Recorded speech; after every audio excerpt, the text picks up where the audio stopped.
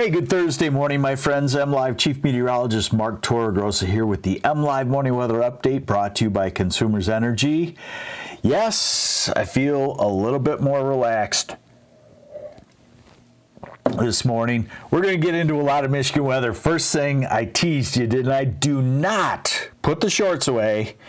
And if you're like our neighborhood, and a lot of people have pontoons and they've been pulling it all out, one of you, Houghton Lake, Higgins Lake, whatever lake, southern lakes in Michigan, one of you has to leave your boat in for the next week or two, because you're going to find a fabulous warm afternoon or two, light wind, full fall color along the lakes. So one of you has to do it. All right, just a quick update. As maybe many of you know, we have a someday retirement dream home in, it's called Rotunda West, Florida, Cape Hayes. And we had the preliminary reports this morning are we dodged a major bullet, and our house, my wife and my house, did quite well. So we are feeling relieved. Still could be a freak leak or freak damage. We don't know. Nobody eyes have been put exactly on the house, but our neighborhood stayed dry, and I figured about a 70-mile-an-hour wind. Now, let's get into the craziness of our weather, and I'm going to show you why we are not putting our shorts away just yet. I apologize. I'm really fired up on meteorology right now. I'm very long-winded. You better sit down, strap yourself in, get yourself a cup of coffee, because I'm not sugarcoating it for you. I'm going to be, you're going to be almost in like meteorology 103 class today. Not meteorology 101. That's kid stuff. You're going to meteorology 103. So I'll shut up and here we go. And I start with the big picture. This is one of the fantasies of mine that is different from TV weather. TV weather, you got this little earpiece in, you go, they say, hey, we had that reporter went long on their live shot. Instead of 3 minutes, you got 2 minutes. You go like, okay, well, let's rip that out and rip that out of the broadcast. And here's what it's going to do today, and here's the weekend. But here, I can give you what I want. And the consultants haven't gotten to MLive yet, and our bosses, John Heiner and Kelly Frick and Tonda Gamitter, they haven't gotten to them yet and said, you know what you should have him do in his weather? You should have him keep it to a minute and a half, and you should have him this and that. And I can still give you the weather, and where I'm going with this is we start with the big picture. That's where you always need to start, folks, on the weather, the big picture, unless you're in imminent severe weather that you need to know at that moment. So we're starting with the big picture, and what do we see? We see clear skies all the way back to the plains. We see this strange path of clouds from California, Oregon, Washington, up into Canada. What is that? That is the polar jet stream. Now, don't get freaked out. We call it the polar jet stream. It's the dividing line, really, between summer, fall, and winter to the north. We know that it should get closer at this time of the year. But if that polar jet stream is out in that position, guess what we're in? We're in the fall, summerish side of it. And that's where we start with the big picture. So now we go into the computer models. These things have enhanced my job tremendously since 1989, and they continue to get better and better. So, you know what, if I showed something like this, let's say we go back to, sorry, I'm rambling here. Hopefully you got the coffee or the energy drink or whatever. Let's go back to 1990. I'm starting in TV. If I showed something like that, the news director would say, hey, the consultants have been monitoring our newscasts, and do never show that map again. These people are not smart enough to know what that means. You are fired. There was one point, in the early 90s that most of us meteorologists at TV stations were told verbatim, you are fired if you use the word dew point. Okay. So we're looking at the mid-levels of the atmosphere, the steering currents, the big picture, and it means a lot to you on why I'm telling you, do not put the boat away. Do not put the camper away. Book a camping outing a week from now based on the weather. You know, wait until you see that particular day or weekend is going to be great. So we're looking at the European model, still the best model for out 6, 7, 10 days. Hey, I haven't heard from anybody. If you're freaked out by my energy this morning, you'd be energetic too if you figured your house was still standing. I figured it would be. Okay, so this is the upper airflow. So over the next couple days, we're going to warm up. Why? We get into the warmer upper atmosphere.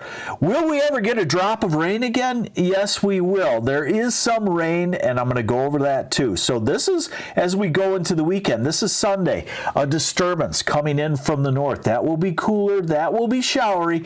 It's not the kind of drought-ending rain. A drought-ending rain comes from the southwest or the south, the Gulf Coast, the southern plains, up toward us with a solid 1 to 2 inches of rain. A system from the north out of Canada, parched already, does a 1/4 to a 1/2 inch. Helps a little bit. Now here's a second. See that second bend in the jet stream on Monday? That's a second cold front, and a third one on Tuesday gets us into a cool lake effect rain pattern. Definitely Monday, Tuesday, Wednesday, much cooler. I find that the morning in the transition from cooler air aloft to warmer air aloft is the coldest morning. So when's our coldest morning in my eyes? Wednesday morning. Frosty in places. Maybe touching freezing in the north, but probably a quick one. And then what happens? Let's look at next Thursday and Friday if we believe this. What is going on? Storms are dropping into the west, and voila, a big ridge is blowing up in the east. I always say if I was on a deserted island, you know, like Tom Hanks in Castaway or whatever it was, if I was stuck on this island and they said, you get one weather map 2 times a day. What do you want? I want that map. I want the 500 millibar forecast. Okay. And what does that one look like to me? I think we could touch 80 degrees again. Let's go over it. Dry ground, right? Dry ground heats up here in Michigan. Sand, upper airflow like that. And it's a warmer atmosphere. We do have global warming. So, and we've touched 80 before in October. So I think 70s, I think maybe an 80. And I think you better not put your boat away. You better not put your camper away. And you better get on that roofing project, because I know what you're going to do. You're going to wait until mid-November or sometime when I'm saying, I wouldn't be roofing now after this. And you say, I wish I had done it. So, all right. So what we get here is warmer for a couple of days, some showers. Let's get into that. Oh, and again, I told you I'm not going to sugarcoat it. So that's one iteration of the model run.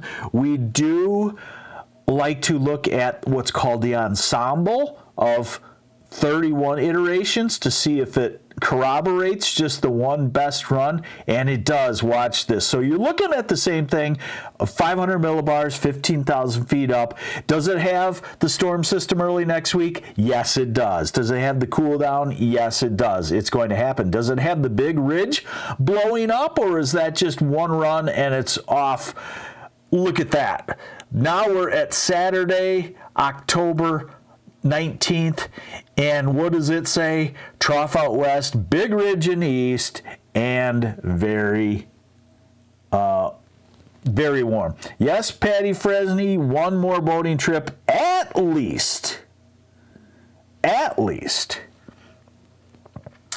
And now we're out to October 20th, 21st, 22nd, 23rd.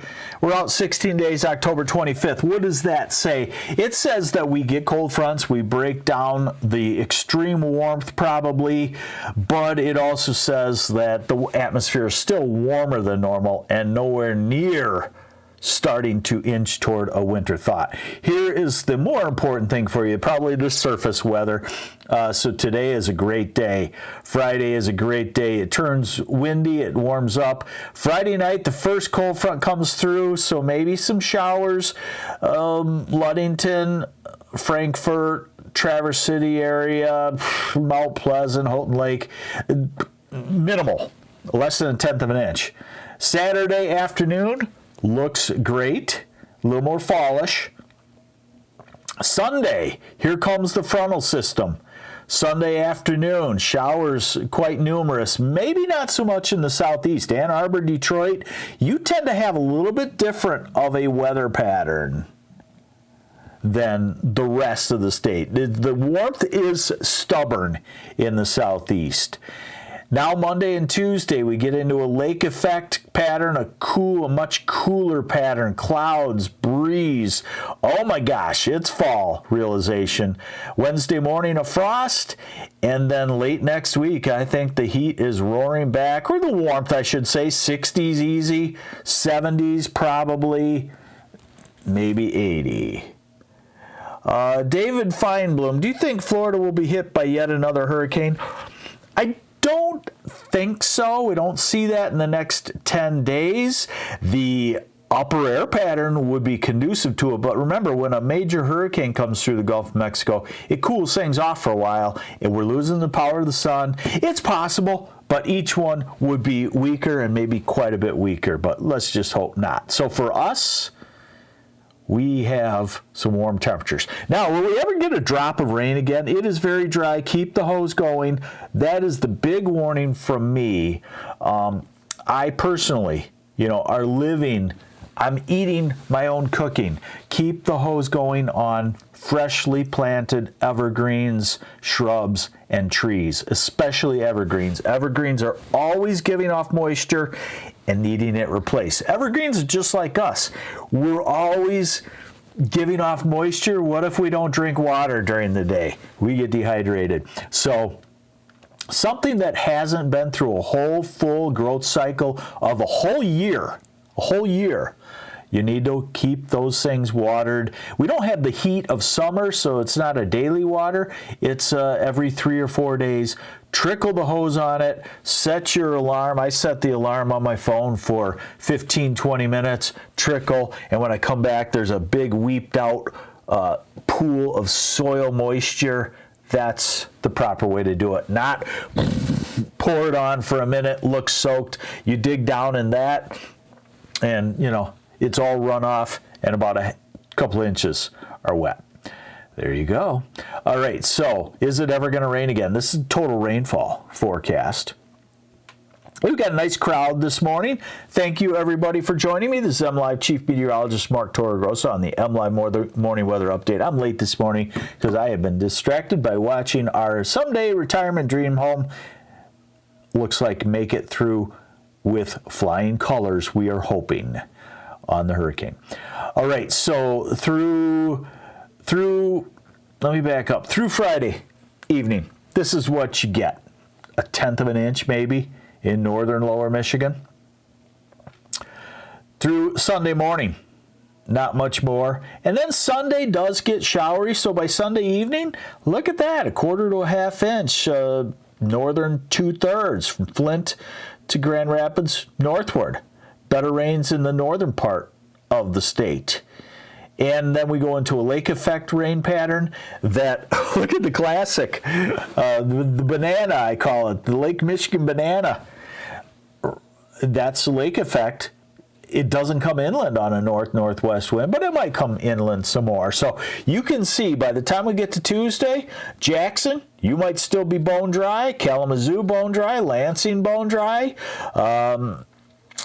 Oakland County bone dry, Detroit, Ann Arbor, all the southeast, bone dry still, and we go out 10 days because of nothing after that, bone dry for 10 days in the south. That gray area is especially where you need to water your trees. Temperatures, don't put the shorts away. Not so much today. Make it into the 60s. Tomorrow, let's call it 75 to 79. Just to give us something to shoot for. Saturday, 50s in the north, 60s in the south. Sunday, 60s in the south, 50s northern lower, 40s UP for high temperatures. Monday's when the cool weather kicks in. Get the sweatshirts, the hoodie out, the jacket.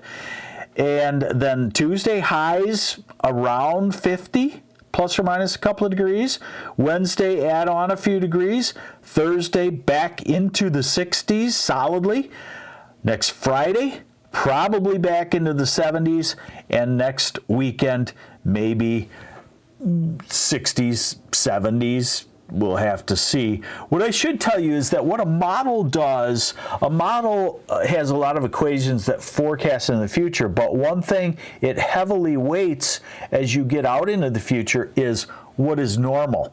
So if a model's formulas come up and say, hey, October 20th, 80 degrees in Grand Rapids, it'll say, it's only supposed to be 60 degrees. We better temper that. So 10 days out, you're not going to see an 80 degrees.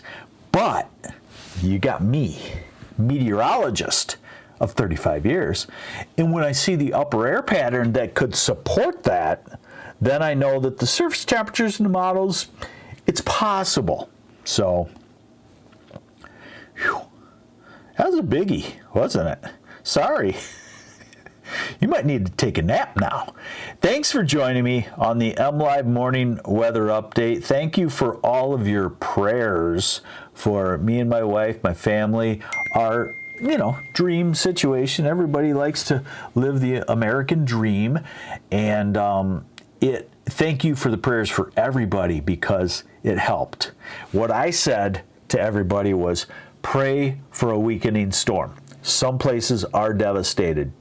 Some places are devastated, but I think the praying for the weakening storm worked, and it lessened the damage for millions, literally millions. So, great job there. I'll shut up now. MLive Chief Meteorologist Mark Torregros on the MLive Morning Weather Update, brought to you by Consumers Energy. Feeling grateful. Take care. Be safe. Have yourselves a great Thursday.